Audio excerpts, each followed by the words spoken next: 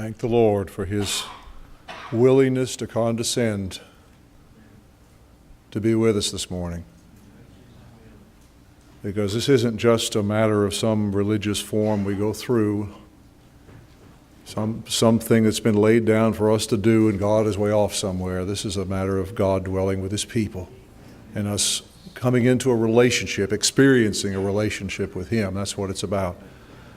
You know, there was something that was said in the prayer meeting on Friday night that just kind of jumped out at me at the time, and I just trust that there's a reason for that it wasn't just something that, interested me, but there was something said about hearing God's voice that just, it got me thinking along lines that we've certainly thought about before, but it may be especially relevant. In the beginning, our first parents enjoyed an unbroken, amazing relationship with God. I mean, it was so perfect and innocent that even though they were physically naked, they had no shame. There was just an absolute openness. Every day the Lord would come down and speak with them and talk with them and walk with them and, how'd your day go? What's going on? And it's just, I'm glad to see you, Lord. There's just an absolute oneness with God, a freedom. I mean, can you imagine what it would be like just to feel free, to enjoy the Lord and enjoy His presence? Well, that's what the Lord has given us, if we understand it. We don't always enjoy it like we should. But, of course, we know what happened, that they chose a path of disobedience. And the moment they did, something happened. Suddenly, they were conscious of their nakedness. That's just how it happened to be manifested.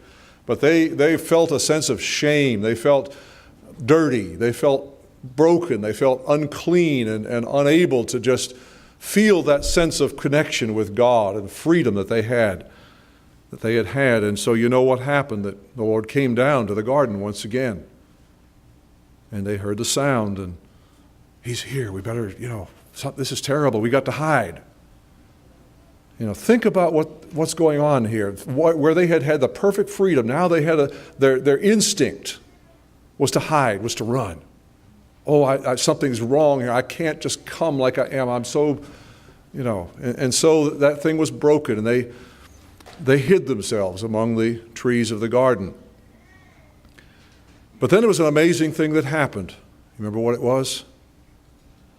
The Lord just wasn't satisfied to say, I guess that's, they're gone somewhere. I guess we'll come back tomorrow and see what's happened. No, He said, Adam, where are you? Now, I realize there was only two people and all of that, but I think it's significant that He said, Adam, where are you? He didn't just say, is anybody here?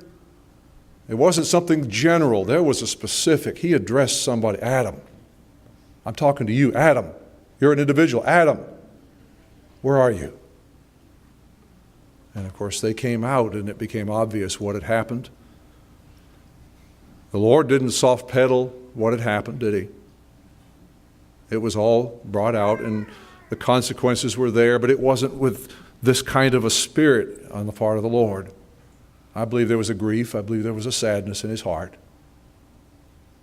But if He had had a condemning, you're just going to get what's coming to you kind of a spirit, He would have just walked away and left them to their fate.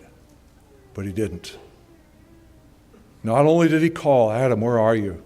Not only did He deal with their situation honestly, but He provided a solution, didn't He? And death began to enter. An animal had to die to provide a covering for their nakedness. But think of the heart of God that's revealed in such a simple thing. God reaching out to people. And ever since, God has been calling out to man, reaching out to them because His heart is one of love, one of mercy. The original intention that He had, the original desire, the original purpose is not something that He's scrapped and said, that didn't work. It's still there. And He calls, and He calls, and He calls. And so everything in the world hinges on what men do when He does call, doesn't it? God speaks through nature. We know that. We sang How Great Thou Art, and there was a consciousness in that song about seeing God and the wonders and the beauties of creation. But you have to have eyes to see that. There's a lot of people that look. But there's a lot of people who are willingly blind. And the reason they're willingly blind is there's a hardness of heart that wants to go their own way, wants to be free to express their corrupted nature, and doesn't want to believe there's a God to whom they're accountable. And so we read in 1 Peter about men who are willingly ignorant. But yet God in His mercy has continued to put on display, amazing display, His greatness, His power, His Godhead. It's a voice that reaches out. It transcends all human culture and all language. Everybody, I don't care where you're at, can look up and see, hey, there's somebody. There's somebody behind all of that. There's a God. And it's a way of God speaking to hearts. But there is a dimension that people need to understand. And that is that when God speaks to people, it is personal. It's not just a general voice. It's not just somebody, some nameless person in a group, and God speaks and they hear that. I'll tell you, we got to come to the place where God speaks to us. I mean, think about how amazing that is. For someone so great, someone who could create unnumbered stars. I mean, there's no way to number them. There's just billions, trillions. It goes on into, astronomical numbers. Quite literally. Beyond the comprehension of men, no matter how far they look, there's more. God's greatness. I mean, you think about somebody, and we think, somebody who can do all that. We think in such human terms, oh, surely somebody that great would not be interested in me as an individual. Oh, sure, he might just be great enough to give some sort of a blanket invitation and hope people, some people will respond. That's not how it works. God is interested in individual people. And I tell you, you don't have to look any further than Jesus to see that.